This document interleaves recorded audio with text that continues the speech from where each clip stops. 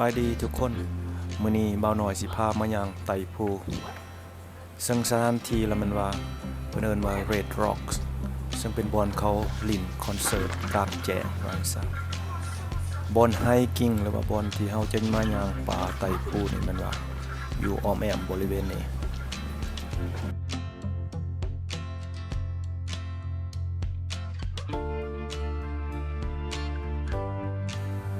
ตอนนี้แม่นเที่ยงเว้นแดดเต็มฟ้าอุณหภูมิประมาณ95ฟาเรนไฮต์ว่าซะบ้านเฮาก็สิประมาณ30กว่าองศาแต่ก็รู้สึกว่าบ่ร้อนปานใดเพราะว่ามันมีลมสิพาย่างลงไปเรื่อยๆเนาะเพราะว่าจุดเริ่มต้นไฮกิ้งแม่นอยู่ทางลมพุ่นอยู่ใกล้กับบ่อนจอดรถ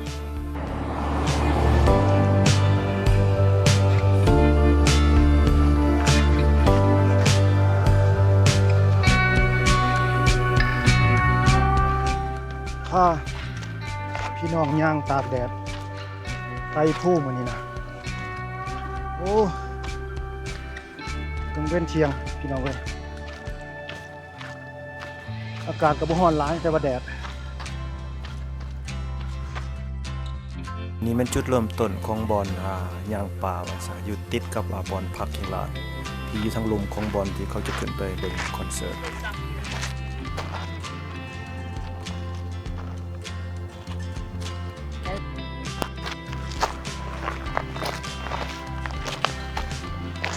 ตัวนี้มันเอิ้นชื่อว่ามันหยังก็ Overlook Trail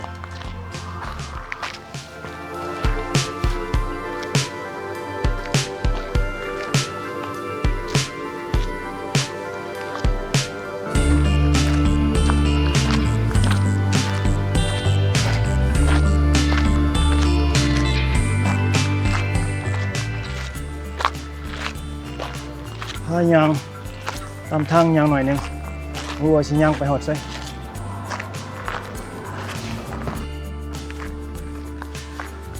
ลูกกายอยู่วรรณคำ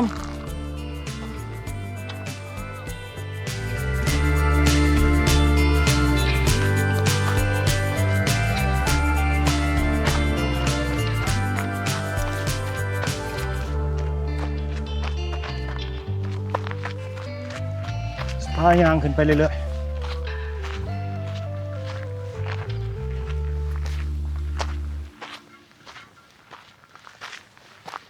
เป็นเทรลสั้นๆเป็นทางยางสั้นๆหนึ่งดอก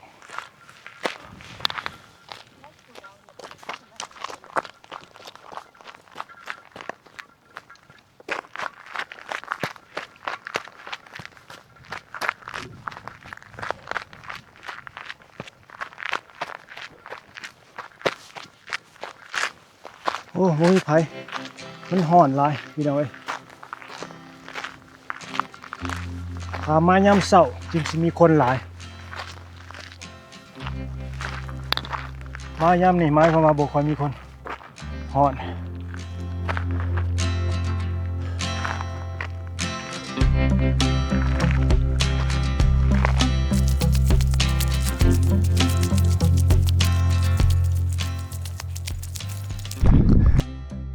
ย่างขึ้นไปเรื่อยๆพี่น้องอยู่เทิงพุ่นแล้วแม่นบอลเขาขี่รถมาแล้วมาจอดเอาหน่อยแหละย่างมาแต่หลุมพุ่น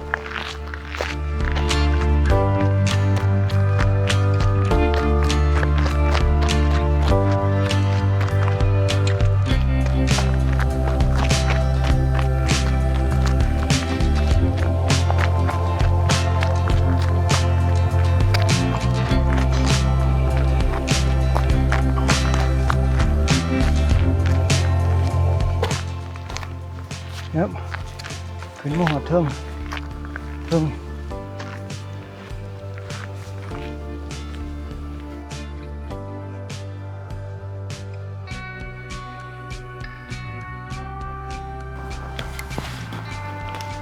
มันส้มวิวอีกจุดหนึ่ง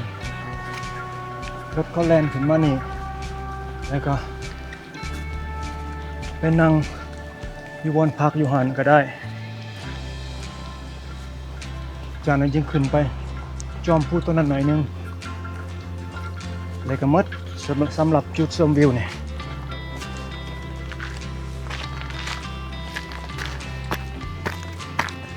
จุดชมวิวอยู่ Red Rock Trail ว่าซะ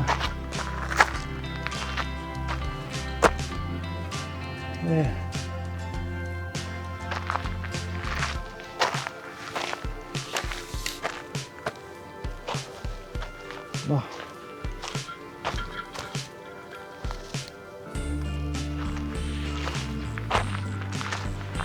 เต็มไปด้วยหินภูหินสีแดงว่าซะ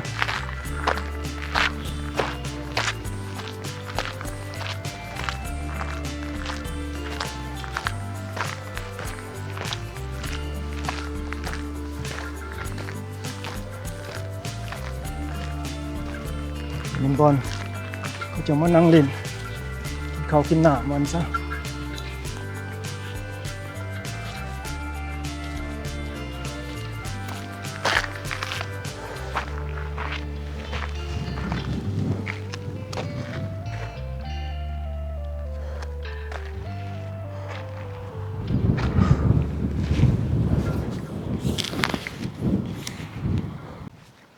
ย่างขึ้นมาเมื่อยแล้วก็พักผ่อนอยู่นี่อย่าเข้าห้องน้ำให้มันไปพุ่นก่อนจะย่างไต่ภูต่อวันซะเมื่อยแล้วก็มานั่งพักผ่อนกินข้าวกินน้ำอยู่นี่มันซะ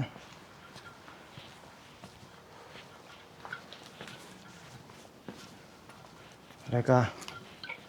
กินคอยพายางต่อพุ่นสิยางต่อขึ้นไปเทิงพุ่น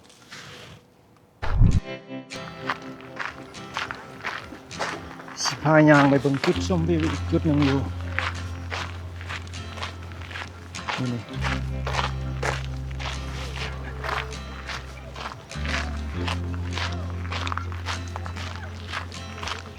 จุดชมวิวอีกส้มหนึ่งอยู่ส่วนทางยางนี่แล้วจึงสิพาไปไอ้กินต่อ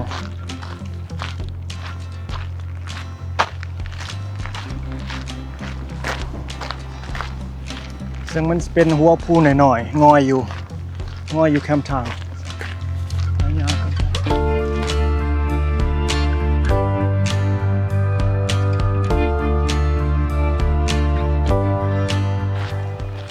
จุดชมวิวนี่แนมลงไปหลักสิเป็นเสียนเมืองทั้งลุมผุนเป็นเมืองหน่อยๆเมืองหนึ่งอยู่นี่เมืองยังลืมซื้อแล้วล่ะ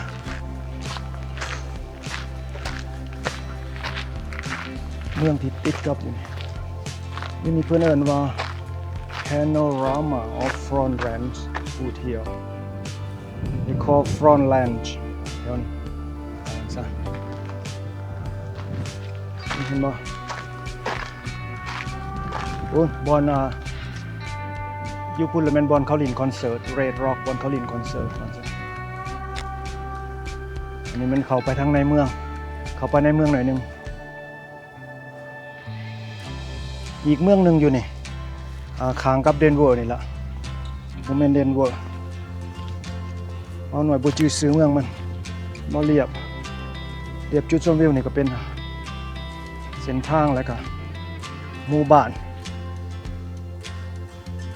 เส้นทางแล้วก็หมู่บ้านคนจำนวนหนึ่งว่าซะแม่นเป็นคนละแม่นเรดร็อกทั้งหมดงามบ่สวยงามพอสมควร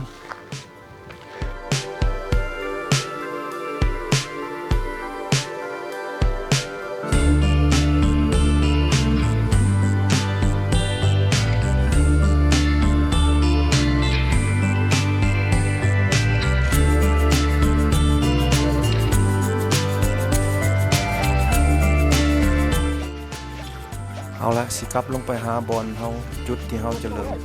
ยามไต่ภูต่อซึ่งอยู่ข้างกับบอลนั่งพักผ่อนอยู่ทั้งพุ่นเอามาลองไปเบิ่งกัน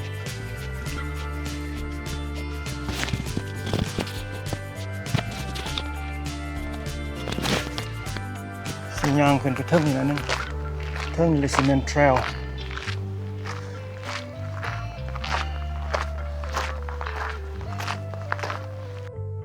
โอเคเฮาย่างไฮกิ้งต่อ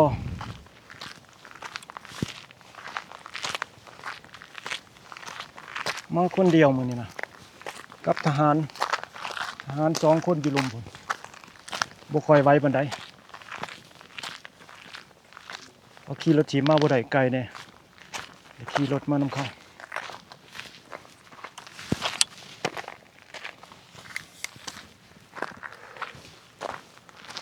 สิย่างไปให้มันสุดเทรลทั้งเทิงนี่แล้ว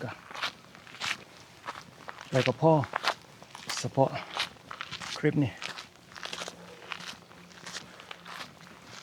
ฮ้อนหลายนี่เป็นตอนแรงคนก็บ่มีอากาศก็ฮ้อนมายามเช้าธรรมดายามเช้ามอร์นิ่งแล้วแม่นบ่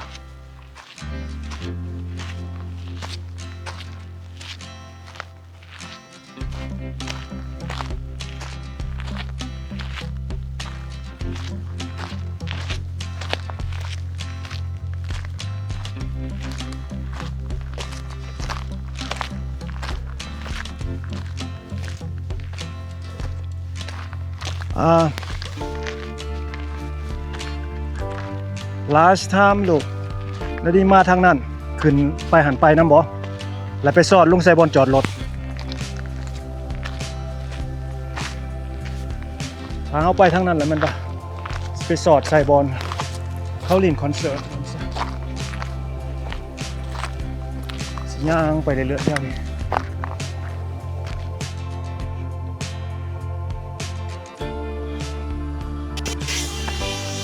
พายางไปเรื่อยๆพี่น้องเอ้ยขึ้นผู้สูงขึ้นมันซะที่สุดอยู่จอมผู้ขนาด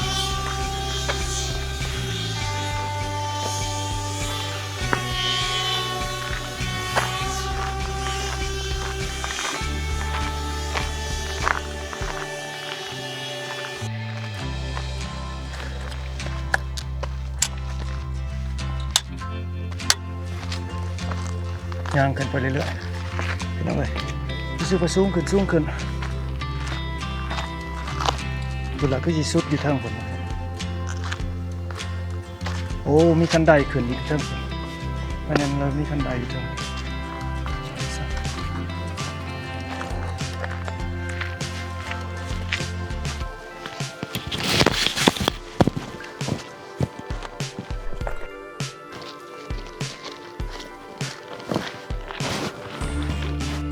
โอ้ก็พอมีคนยางอยู่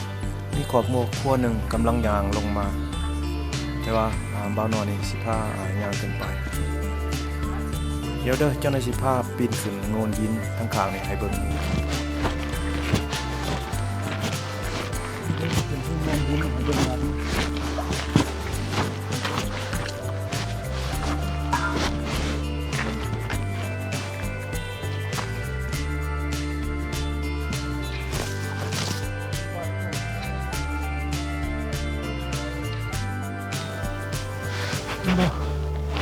วัดกองทางโน้นหินในเดินมา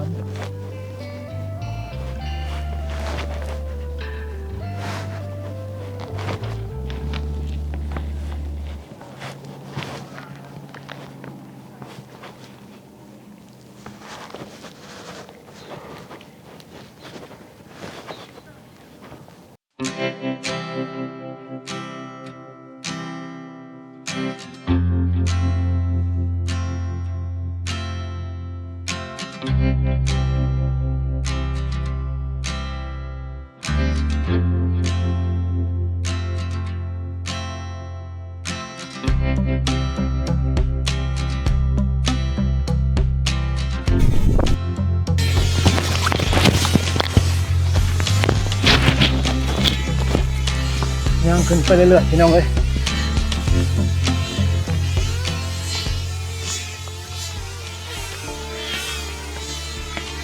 ใกล้ที่สุดละหอดจอมผู้มันก็สุดแล้วเนี่ย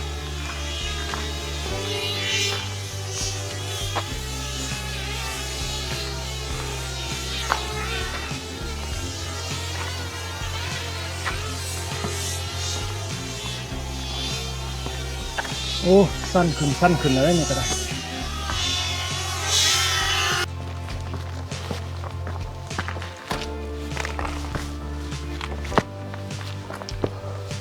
โอ้ อ้เริ่มขึ้นผู้สูงแล้วได้นี่บัดนี้พี่น้องเอ้ยเริ่มเมื่อยละ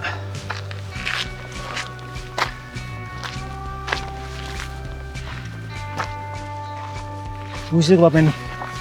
ห้องน้ำมันไหลแล้วก็ลงมาตามหิน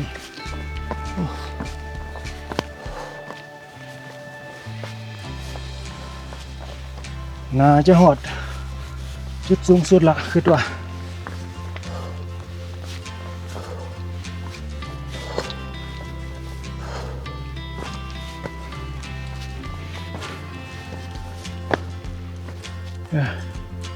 น่าจะเป็นจุดสูงสุดแล้วนี่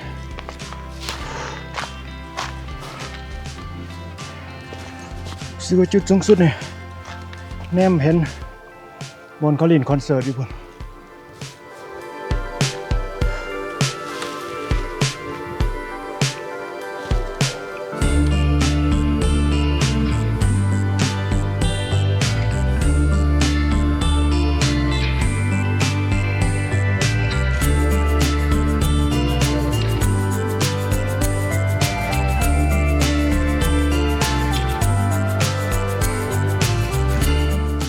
เห็นว่าหินก้อนนี่มันสิตกลงมาเลยนะ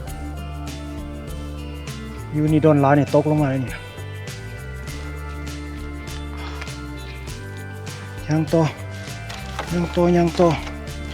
โอ้ใกล้เติบได้นี่นะคิดว่าสิน้อยเดียวเลยสุดอยู่ทันสุดง่ายๆ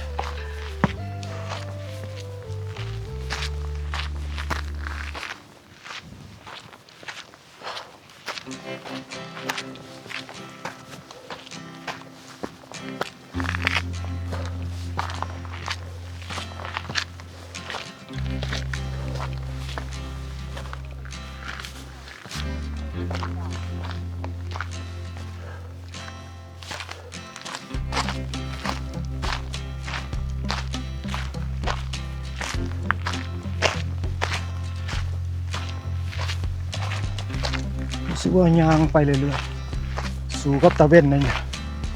วัวเชนหมดเนี่ย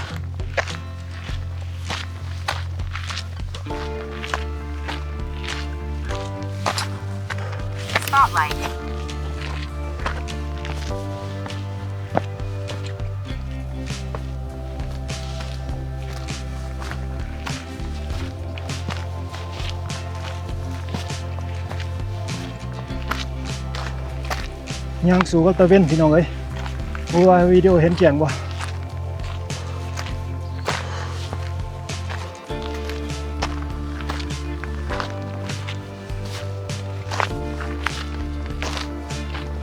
We are up to the top, right? Yeah. Oh, okay. จบเพียงนี้ Back down.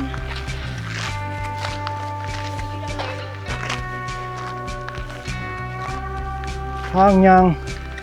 ไต่ปูมือนี่สุดเพียงนี้พาลงไปนี่แล้วมันว่าลงไปใส่บอลเขาเฮ็ดคอนเสิร์ต